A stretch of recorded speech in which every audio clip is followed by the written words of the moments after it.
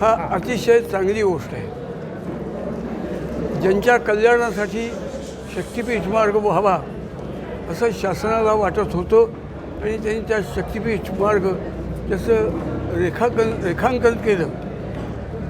त्याला लोकांच्यातनं विरोध झाला. विरोध झाल्यानंतर शासनाने तो मार्ग बदलला. त्यालाही लोकांचा विरोध घ्यायला. आता लोकांचं म्हणणं असं आहे की बदल नको, पहिलं होतं तसंच करा. या मुद्द्यावरती सांगली, सातारा, कोल्हापूर तिन्ही जिल्ह्यातल्या या शक्तिपीठ मार्गाच्या संबंधातल्या सगळ्या शेतकऱ्यांना मतदार कल्पून प्रत्येक जिल्ह्यातलं मतदान व्हावं आणि मन निर्णय करावा. दुसरी गोष्ट की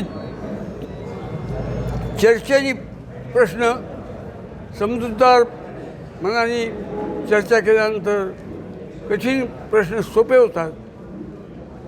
शासन तुमच्या दारात या न्यायाने मुख्यमंत्र्यांनीच मुळी प्रत्येक जिल्ह्यात एक मेळावा बोलवावा आणि त्या मेळाव्यात स्वतः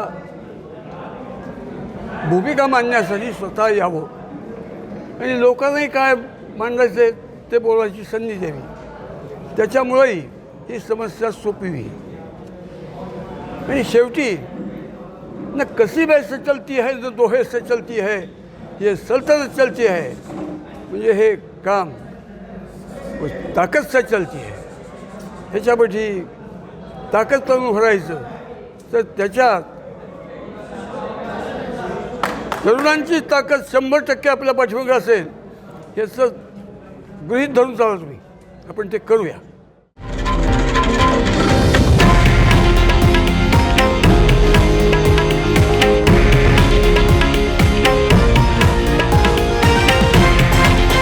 हे आहे देशातील नंबर 1 न्यूज नेटवर्क आणि आपण पाहत आहात TV9 मराठी, एकमेव.